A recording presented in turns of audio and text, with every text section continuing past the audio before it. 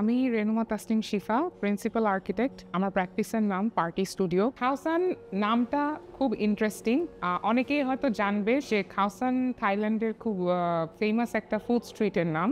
খাওসান স্ট্রিটের একটা খুব আইডেন্টিক্যাল ভাইব আছে, যেটা খুব কালারফুল, খুব ভাইব্রেন্ট। দিনের বেলা কালার্সগুলো খুব মানে পপ করে ডে লাইটে, আর রাত্রেবেলা খুব নিয়নি অ্যান্ড ফ্ল্যাশি একটা অ্যাম্বিয়েন্ট ক্রিয়েট করে।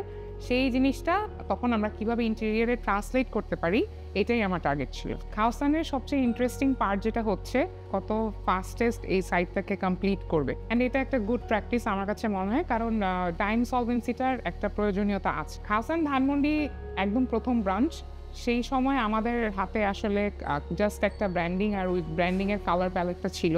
সেটার সাথে কিছু সাবসিডারি কালার আমাদের চুজ করতে হয়। আমরা কিভাবে অ্যাম্বিয়েন্সটাকে ক্রিয়েট করতে চাই, আমি কি এলিমেন্টস আসলে সেখানে আনতে চাই, এই ডিসিশনটা খুব শর্ট অ্যান্ড প্রেসাইজলি নিতে হয়েছে আমাদের। যে কাজটা করা হয়, আমার মাথায় আসে যে খাওসান স্ট্রিটের যে আমি বললাম ভাইবটাকে নিয়ে আসতে চাই, সেই ক্ষেত্রে খাওসানের ওই স্ট্রিট লাইফটার একটা পার্সপেক্টিভ আমি সবখানেই নিয়ে আসার চেষ্টা করেছি, যেটা 3টা ব্রাঞ্চেই কোনো না কোনোভাবে আছে। থাইল্যান্ড খুবই ভাস্ট একটা জায়গা। থাইল্যান্ডে যেরকম ভাইব্রেন্ট সিটি লাইফ আছে, থাইল্যান্ডে সেরকম একটা ন্যাচারাল এন্টিটি আছে, সি বিচের অনেক সুন্দর সেরেনিটি আছে। তখন মনে হলো যে আমরা কেন সেই এলিমেন্টসগুলোকেও আমাদের ডিজাইনে ইনকর্পোরেট করে একটা সুন্দর ব্লেন্ড করার চেষ্টা করি। কালার অনেক ইম্পর্ট্যান্ট একটা ব্যাপার ছিল।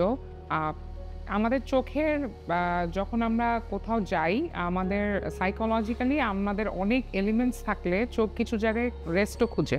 তখন আমার কাছে মনে হলো যে আমি ডিজাইনে কালার আনবো, কিন্তু কিছু জায়গায় খুব এমটি অ্যান্ড ব্ল্যাঙ্ক আমার রাখতে হবে ডেলিবারেটলি, যেন আমার যেখানে অনেক বেশি ভাইব্রেন্সি অ্যান্ড এলিমেন্টস আছে সেইখান থেকে চোখটা শিফট করলে আমার চোখে আরাম লাগে। খাওসানের যেই 3টা আউটলেট আছে, ধানমন্ডি, গুলশান এবং উত্তরা, 3টা আউটলেটের লেআউটের নিজস্ব ক্যারেক্টার আছে। ধানমন্ডি ব্রাঞ্চটা যখন আমরা প্রথম শুরু করি, ধানমন্ডির জাস্ট 2টা আমরা ওয়াল পাই, যে 2টা ওয়ালে আমরা এলিমেন্টস দিয়ে কাজ করার সুযোগ পেয়েছি। বাকিটা পুরাটাই এক্সটিরিয়ার গ্লাসে, যেটা আমরা দিনের বেলায় বাইরে দেখতে পাচ্ছি, আর রাত্রেবেলায় এটা পুরো অন্ধকার হয়ে যায়।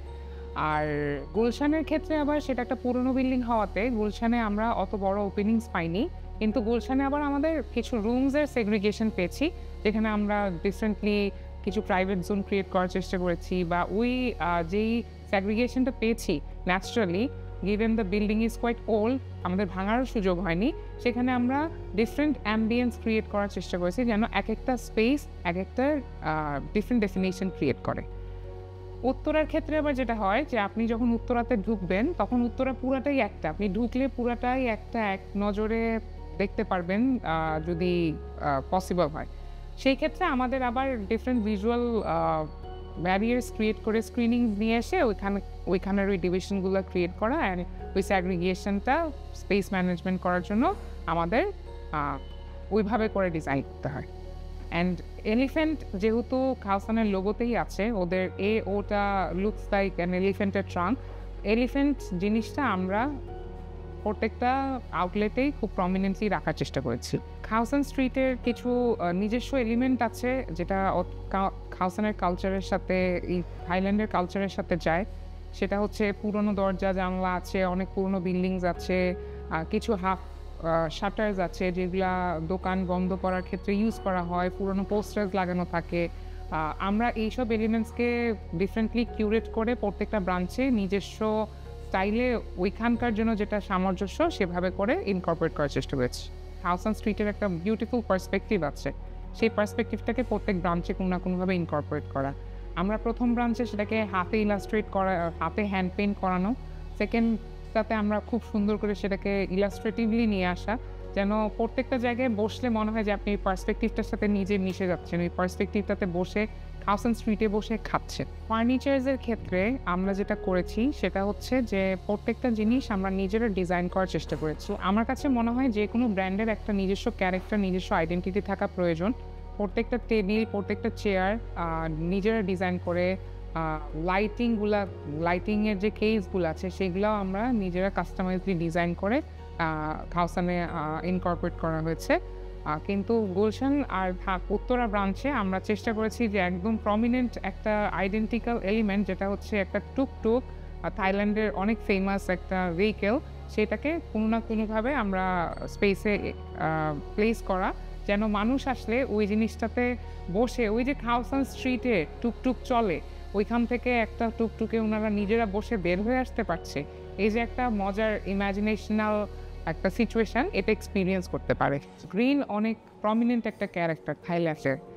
আমরা প্রত্যেকটা ব্রাঞ্চেই প্ল্যান্টেশন অ্যান্ড গ্রিনারিতে ফোকাস করেছি, সেটা লাইটের কেসে বলেন, নর্মাল প্ল্যান্টেশন বলেন, ডিফারেন্ট জায়গায় স্ক্রিনিংয়ের মানে স্ক্রিনিং বা পার্টিশন হিসেবে বলেন, আমরা এই জিনিসটাকে খুবই প্রমিনেন্টলি ইউজ করার চেষ্টা করেছি। দিনের বেলা সানলাইটে কালারের ক্যারেক্টার একরকম থাকে, আবার রাতে সেটা যখন ওয়ার্ম লাইটে আমরা নিয়ে আসি, ওই ক্যারেক্টারটা পুরো চেঞ্জ হয়ে যায়। খাওসানের 3টা ব্রাঞ্চ নিজস্বভাবে ডিফারেন্ট হলেও 3টার একই থ্রেডেড একটা ক্যারেক্টার আছে। আপনি যেই ব্রাঞ্চেই যান না কেন, ওইটার কালার প্যালেট, ওইটার অ্যাম্বিয়েন্স এবং ডিজাইন এলিমেন্টস আপনাকে ওই ফিলটাই দিবে যে আপনি হয়তো areas are different, but the brand and the ambience is the same.